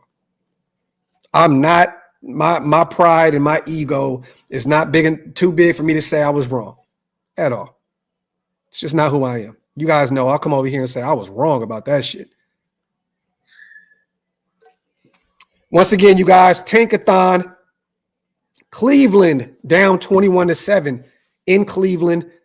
2nd and 23 at the 38-yard line. Looks like KC's about to run away with this game. Houston 20-12 on Miami. That game doesn't really have any implications for us. Tennessee is getting absolutely obliterated now. 31-14. They are driving here. They're at the Cincinnati 33, 1st and 10, but it looks like they're cooked. New Orleans down 20-7. They do have the football, I believe, 3rd and 16 at Washington's 23-yard line. So they are driving. Something to monitor. Dallas is beating the shit out of Carolina. 1st and 15 at Carolina's 25. Dallas is driving into the 3rd quarter. Jets up 17-16 on Jacksonville. Jacksonville does have the football. 2nd and 2 at their own 35-yard line. Another game to keep an eye on here. Baltimore is up big on the Giants, 28-7, and they're driving 2nd and 9. They're already in Giants territory at the 27-yard line. Looks like they're going to score here again soon. So the Giants are not helping us out at all. Salute to Zen Raider, my guy. Graphk, what do you think about Purdy asking for top of the market QB money this offseason? I personally think it'd be a huge mistake. This is the thing. Purdy's been in the Super Bowl, right? He's been in the Super Bowl. You know what I'm saying? He's been doing this with one of the worst contracts in the NFL as a starting quarterback, Mr. Irrelevant, the last pick in the draft. He's had some great games. He's had some bad games. You know, this year, McCaffrey hurt, Ayuk out for the season. Debo is not the same. Kittle getting up there in age, but still balling. But, you know, Jordan Mason was great for him. He's out for the season now. You know, there's a lot of moving parts with Purdy. Let me say this. Some of these quarterbacks are getting this top money. If they continue to get the money, Derek Carr getting the kind of money, Kirk Cousins getting the kind of money. I'm not a major Purdy fan, but if they're getting top dollar, Purdy deserves it. Simple and plain. There was a report that dropped that Sam Darnold may get $40 million a season in free agency this upcoming year because of what he's doing in Minnesota now with, you know, Kevin O'Connell calling the offense and, you know, JJ and Jordan Addison and company. If those guys are getting that kind of money, Purdy deserves that kind of money. Now it's up to those guys out there in Santa Clara to try and figure out how they can, because they're going to have to move on from some of those guys. They're going to have to move on from Debo, who's not looking the same. They're going to probably have to move on from, you know, a couple other contracts on the defensive side of the football. They're probably not going to be able to bring back a Greenlaw and some of these free agents. But it's the market, Zen. It's the market. This kid has been playing for peanuts up to this point in his young career. There was a report that dropped that he's living in like a apartment complex with some friends. Like, he don't even have his own shit. And I know shit what those prices are out there in Northern California, specifically out there in Silicon Valley and Santa Clara and San Jose and so on and so forth. That man is eating top ramen and shit. Yo, Wasted, I'm live. I'm gonna call you right back. Well, salute to my brother Wasted. But he deserves top dollar in this market. He's had a ton of success. You know, dark horse MVP, you know, last year. Like, there was a lot of talks of him being the MVP last year of the league. So if you're going to pay quarterbacks, you got to pay a guy that's like Brock Purdy. Take care of your guy. Yeah, man, ways to be tampering, bro. Facts. Q, he's going crazy for me right now too, man. Let me see. Did he get another one? Oh, yeah. Oh, I'm running away from this dude. 5 touchdowns, 290 yards. Let's go. Thing that's killing me is I'm playing against the Chiefs defense. They got 18 points. Cleveland got to score, man. Cleveland has to score. Update you guys. Jacksonville up on the Jets with 10 minutes and 58 seconds left. Touchdown. 22-17, I believe. Another, like I said, another game to monitor here. Let me see who else. Cleveland has the football. They're not doing shit.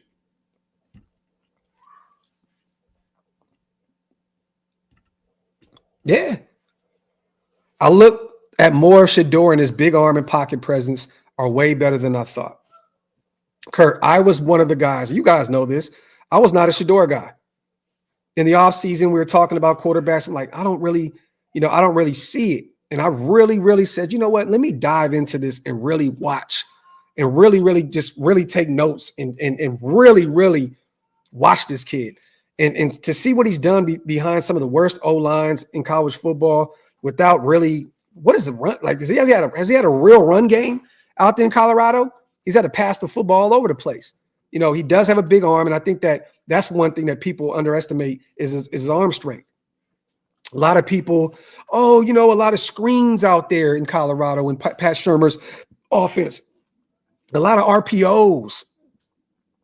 Man, I don't give a shit about any of that, man. This kid can fling that thing. Bring him in, keep him upright. You know, I think we're doing the right thing with what we have some pieces on that O-line right now. With JPJ out there, you know, potentially DJ Glaze at right tackle. I love what Jordan Meredith has done up to this point. You know, Colton is getting stronger on the left side. He's starting to show improvements, you know, as the season goes on. You know, build that O-line up in free agency in the draft. And if you draft Shedeur, I think that he will be okay. He'll be even better than what he's looking like out there in Colorado with a real O-line. Not a shaky O-line like he has out there in Colorado.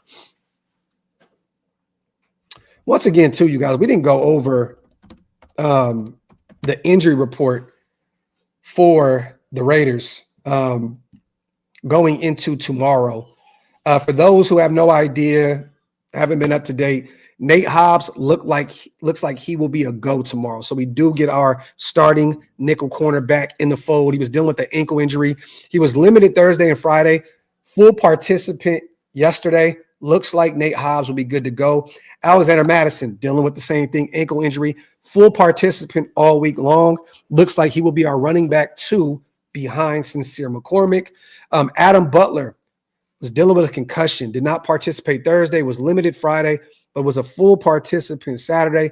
He's questionable. It looks like he may be good to go. Max, we know he's out for the season. Justin Shorter, full participant. He's good to go with that back injury. Jacoby Myers, good to go with that ankle injury. He was limited Thursday, Friday, but was full participant, full good to go Saturday. Looks like he will be good to go. Sam Webb, corner, back injury. He didn't participate all week long. He is doubtful. And then Aiden O'Connell, he did not participate at all this week, but he's still questionable, which is kind of weird to me. And then you look at the Falcons, Jesse Bates, good to go. Charlie Warner, good to go. Darnell Mooney, good to go. Matthew Judon, good to go. Zach Harrison with the Achilles injury, good to go. Rook, the defensive tackle, rookie out of Clemson, I believe, another guy that we were really big fans of during the draft process. He's questionable with an ankle injury, but it looks like he's good to go. Troy Anderson, another guy, linebacker that we talked about a lot in the draft when he came out. He is out with a knee injury. Casey Washington, concussion, out. Nate Landman, good to go. Chris Lindstrom, good to go. Jake Matthews, good to go. Caleb McGarry, good to go. Grady Jarrett, he is good to go. It's not injury related, but he was on the injury report all week long, but it looks like veteran rest. And we all know that Grady Jarrett is one of those ones at the defensive tackle position. So it looks like Atlanta is pretty healthy, you guys. So, and they need this win more than we do. To stay in the thick of things with the Tampa Bay Buccaneers. I believe they're one game out. They did beat the Bucs twice this year, so they do have that on them. The Falcons need this win. And I think Kirk Cousins wants to kind of shake that stigma of not being able to play under the bright lights in prime time. He has been terrible in his career playing in primetime games. So there's a lot of moving pieces here. I got to keep it a buck, y'all. Who thinks that Desmond Ridder is going to go out there and win this football game? Who? I think that we're going to run the football a lot. The Falcons are one of the better defensive teams against the run. I believe they're 8th in the league against the run. So we're probably going to get a healthy dosage of Sincere and Alexander Madison tomorrow because of Desmond Ridder being out there and the chances of him throwing, a bunch of ducks and potential picks. I think we're going to run the football a lot. I do. And once again, this is one of the better run defenses in the NFL. I believe they're ranked 7th or 8th in the NFL against the run. Let me see. I'm sorry, Graphk, but I really go to the Giants. Mark my words. That's cool. That's cool. Riddler. Desmond Riddler. So it may happen, Lewis. It may happen. We don't know. We don't know.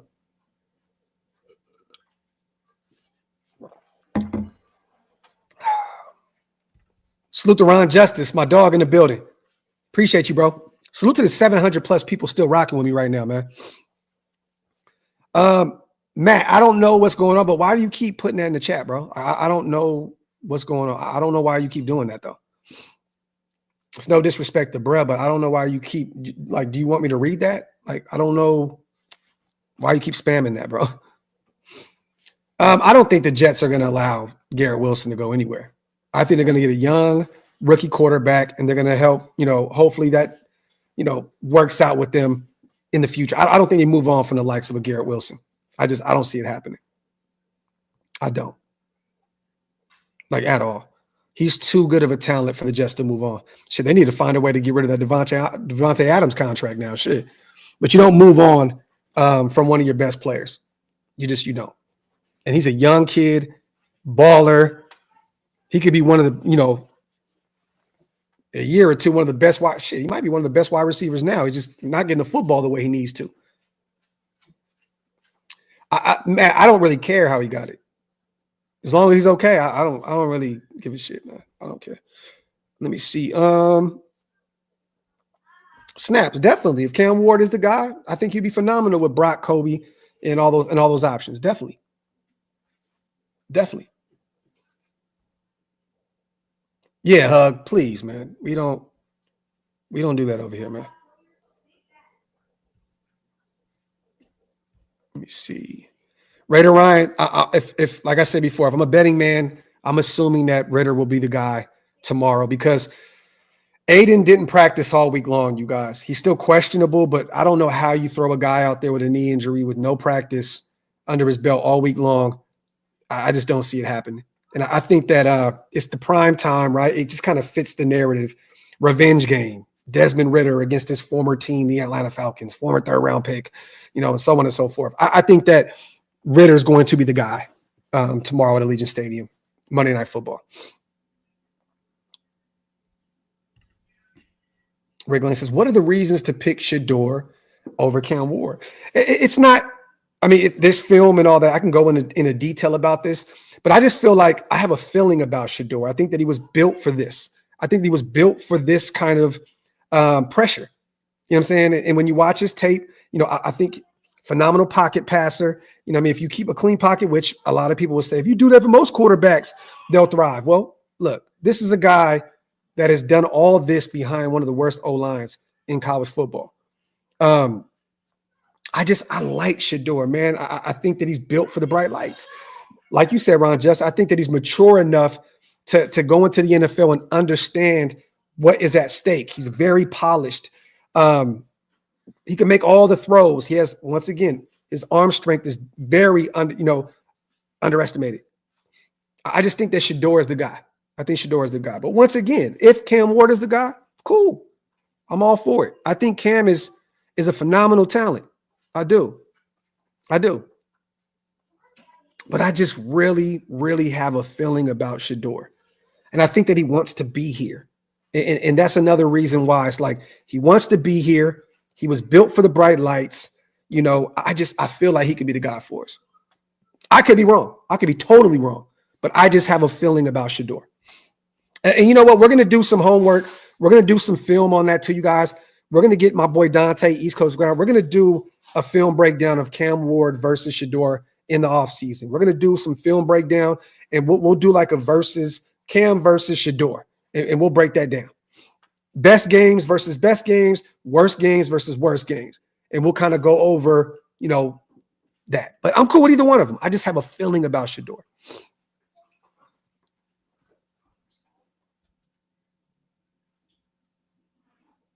Let me see.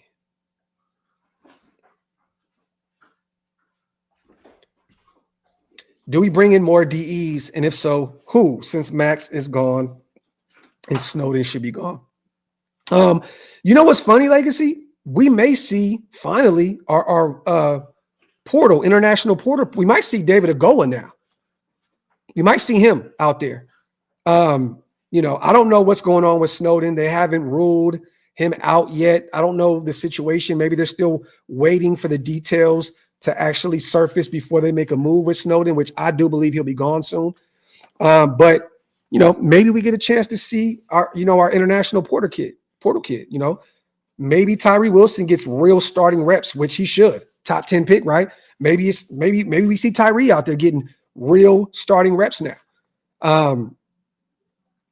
At this point, you're gonna have to play him on the outside a lot more than you playing him on the inside, because we have no defensive ends at this point. Maybe Janarius Robinson isn't a healthy scratch week in and week out like he has been. Maybe you have to use him now. You have to utilize him. So I think it's going to be a healthy dosage of Janarius Robinson, Chase Hunt. Maybe we see David Agoa out there. And then, we're very thin on the defensive line right now. Very. Did you see the pictures that surfaced, S-Dot? I don't know if you did, but it looked pretty bad. He just got a DUI. Apparently it was 2 times over the legal limit. His truck was hanging over like a cliff or some shit. It was bad, bro. And he was asleep behind the wheel, dog. Like, he was fucked up.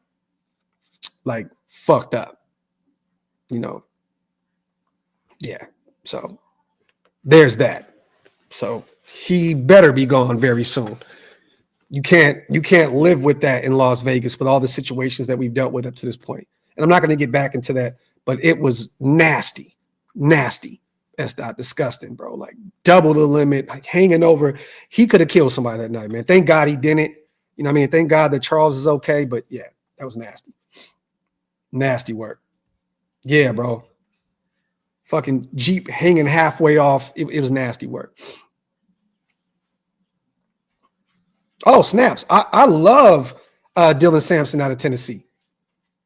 He's definitely a guy that I'm looking at in those mid rounds if we decide to go get one in the mid rounds. Definitely. If he's there, if Dylan is there in the 3rd round and there's already been a run, on some of these, I would love to bring in Dylan Sampson, a guy that can help you in the passing game and the ground game. Definitely. Love Dylan Sampson out of Tennessee. I think he could be a stud at the NFL level.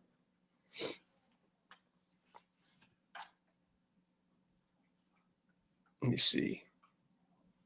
Get a few more questions in, you guys, before we get out of here. Salute to Lewis Graphk. Let's say we pick at 3 and Sanders and Ward are gone. Do you think we take a chance with Milroe? No, not at all. Not at all. I don't think so. I don't think that he's ready to go yet. I think that he's a developmental talent at the quarterback position out of Alabama. I don't think that he would even be a thought for us that early. If they're gone that early, man, if it's Lewis, if they're back to, let's just say we're drafting at 3 and they're back to back, you either take Travis or you trade back and just pick up a bunch of extra draft capital. If you miss on Shedeur and Cam 1 and 2 and where they're at 3, you take Hunter, the best player available, or you trade back, pick up a bunch of extra draft capital. Maybe you get Genty and then you go get, Drew Law or one of those type of guys. But at that point, you probably have to take best player available in Travis Hunter, or you just move back and pick up a bunch of draft capital and you see what's there on the board.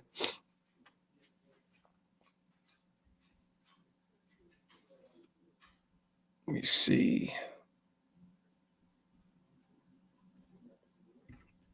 And he'd definitely be an option there. Damn. Nasty work.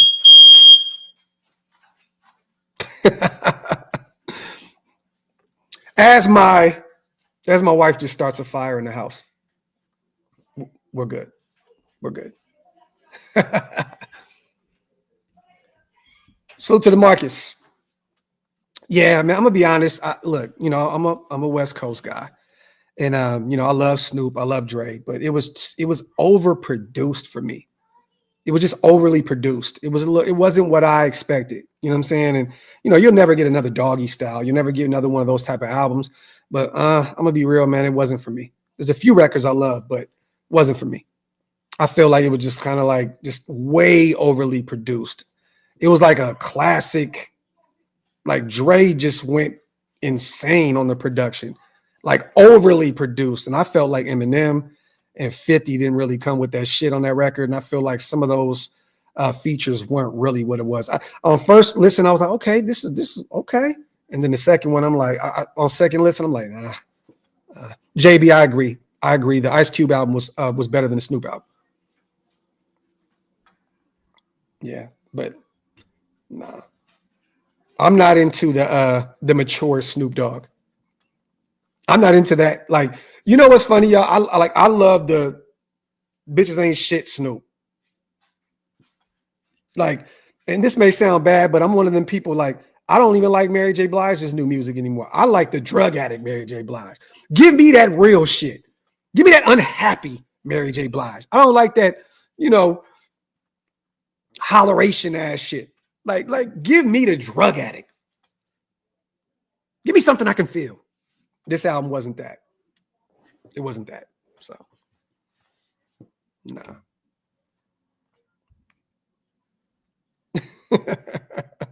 No disrespect, you know what I'm saying? But, you know, it is what it is. I like that direct adult contemporary rap. Facts. Salute to my guy on the $2 special. Just being real, brother. Just being real. Talk. Yeah, Sweet Jazz. Unhappy Mary J. Blige is the real deal, man. Facts. The music that had all these scorned women out there lighting cars on fire and shit. Talk, Mary, talk. Get her back on coke.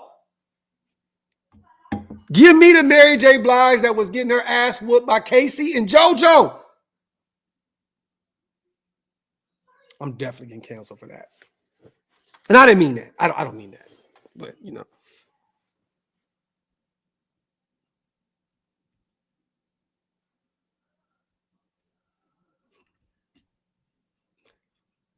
Oh, yeah, I rock with Mozzie, Angel. Definitely. I have a record on the channel right now with Mozzie. Go check it out. It's called No Cleats. I have a song on my channel right now.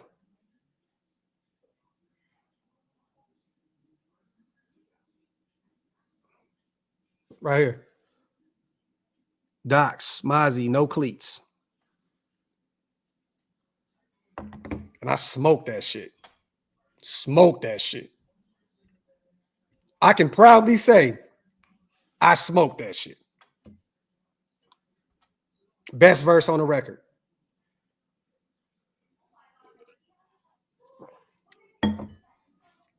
Salute to Sweet Jazz. I appreciate you so much. As always, thank you. Salute to all the new Green Dot members in the building because of Sweet Jazz. I appreciate you so much.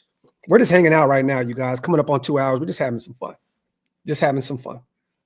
Salute to Sweet Jazz. Salute to JJM Director once again on the $5 special. Or looks like the real deal, though. Let's see how he does in the playoffs. Trade down? Potentially. You know that Tom Telesco likes those big body quarterbacks. And there's a lot of Josh Allen and Drew Lock. That's the talk of the town, right? The next Josh Allen. If you can get anything close to Josh Allen out of a Drew Lock, hey man, I think that he rises up draft boards though once the combine and all that shit is done. If he decides to come out, I think he'll be a top 10 pick. I do. I believe he'll be a top 10 pick.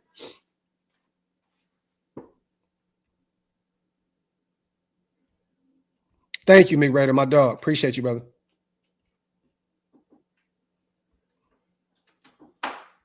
Let me see. Salute once again, everybody here in the building.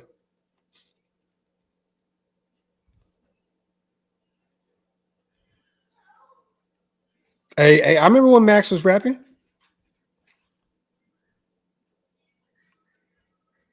You know what's funny? When I first did Soul Nation, y'all, my song, I was really thinking about getting Maxx on that record back then. The young Maxx still rapping, I was like, I'm thinking about maybe I think I should get Maxx on this record. And then I ended up just taking the record and just doing my own thing. But, at that point, me and Maxx were DMing a lot on Instagram. I was like, you know what? Maybe I'll get Maxx on this record. You know what I'm saying? But, Maxx is busy with football, becoming a superstar. But I was really thinking about getting him on that record.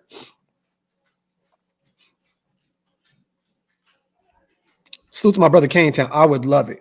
Marion Hampton is the truth. He is the truth. He is the truth out of North Carolina. I would love to bring him in as that running back one. Him and Sincere, little 1-2 package. I would love it.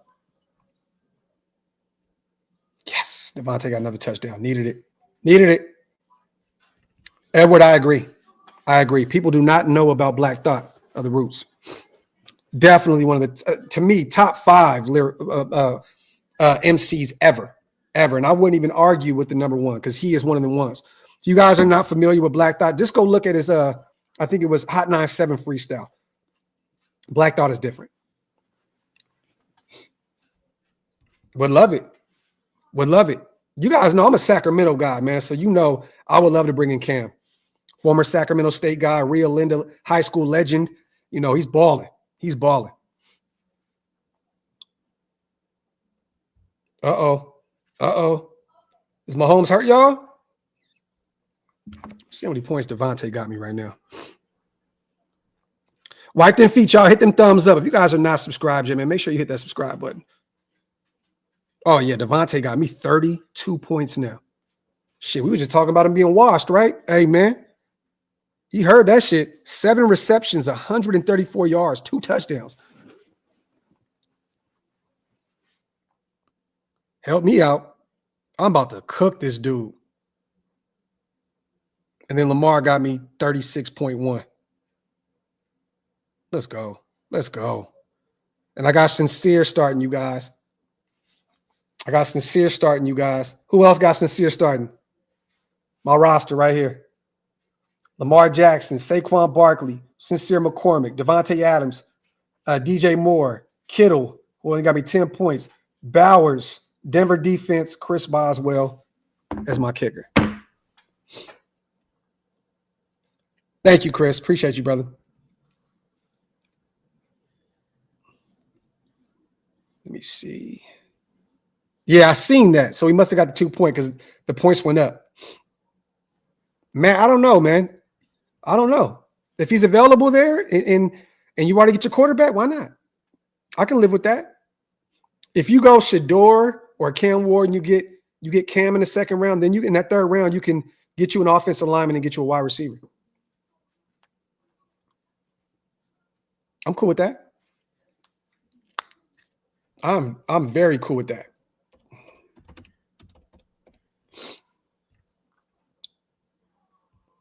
Salute once again to everybody here in the building, as always. Salute to S. Dot, always coming with a haymaker, man. Nick Singleton is the best running back. Graphk, did you check out left tackle?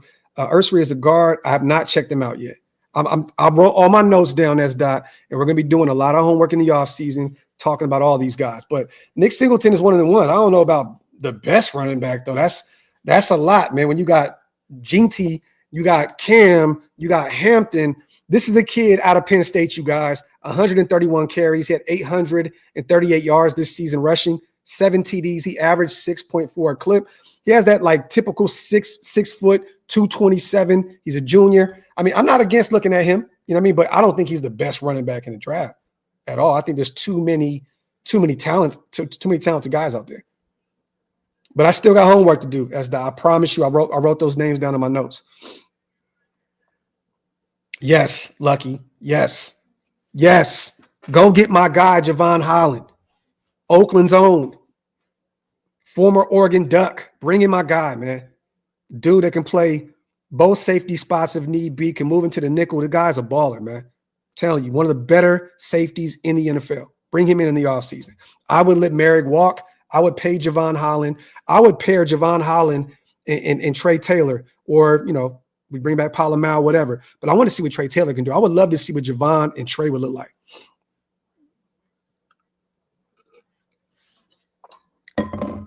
I want to show you guys something as well, because I've seen a lot of people questioning a video that I put up about Trey Taylor and why we haven't seen him yet, right?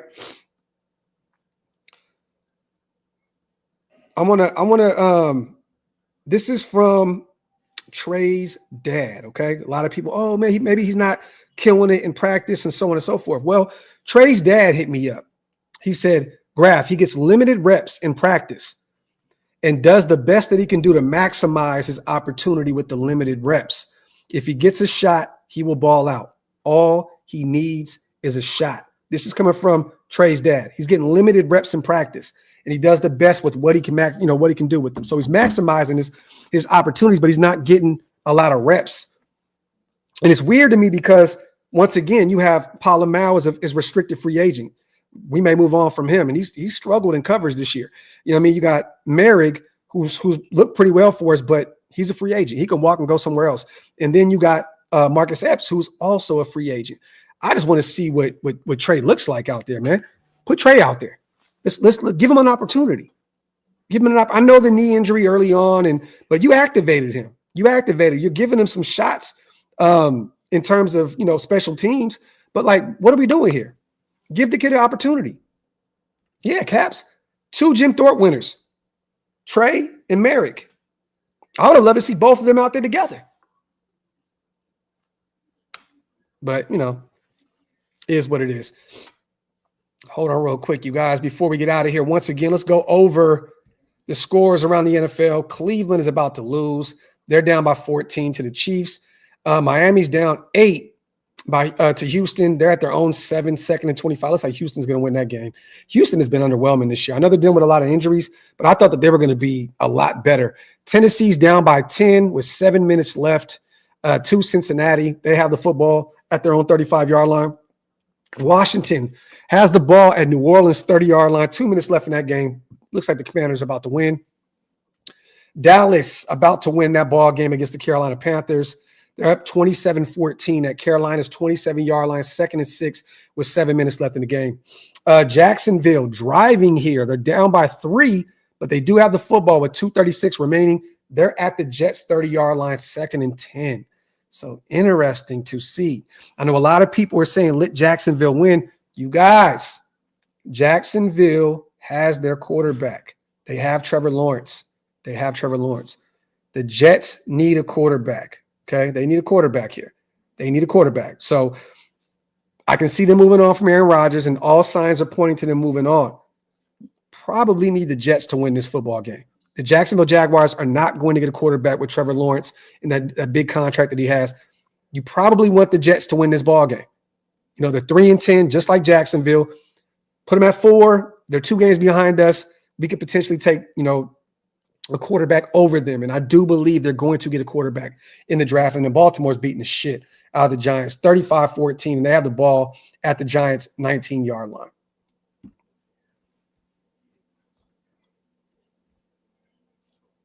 Let's see.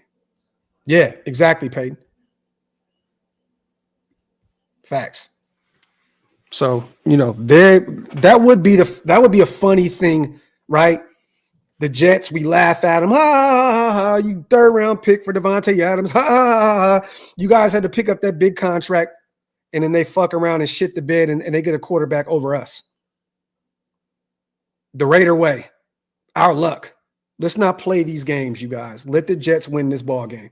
I understand that, the Jags, technically being right there in the thick of things with us, they have their quarterback. So we should be rooting for the Jets right now. And right now, looks like Jacksonville 3rd and 5 at the Jets 25 with the 2-minute warning there. So it looks like they can tie this ball game right here with 2 minutes left. If the Jets stop them here, they have all timeouts. Their offense is gelling right now. They can come downfield and score and win that ball game. But the Jets are definitely a threat to get a quarterback. Salute to her. Watch out for the new single coming to a radio near you. Graphk and Darren Waller dropped that new single, Turf Gout. Guest verse from Dion, 8 toes down. Salute to my brother, Hug D's, man, my dog. Appreciate you, bro. You stupid. But yeah, y'all, 2 hours in. We'll be live tomorrow. Watch party. We'll probably do a coffee and convo maybe early tomorrow. We still need a Graphk and Wasted show. I'm going to hit my brother right now and see when he's going to be down to do one. He's been really busy with work, you guys. It is the busiest time of the year for him. That's why he's not been active like that.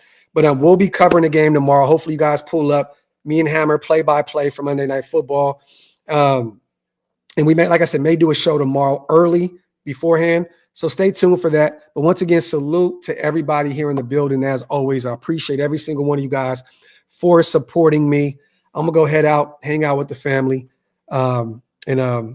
I got a lot of stuff that I need to do around the house before we leave next week to California. So love and appreciate every single one of you guys. And salute to all the new members in the building. I appreciate every single one of you guys. Salute to Green Dot Gang. Salute to my mob fathers. And salute to just everybody that are here rocking with me. Love y'all. Appreciate y'all. I'm outro. 1.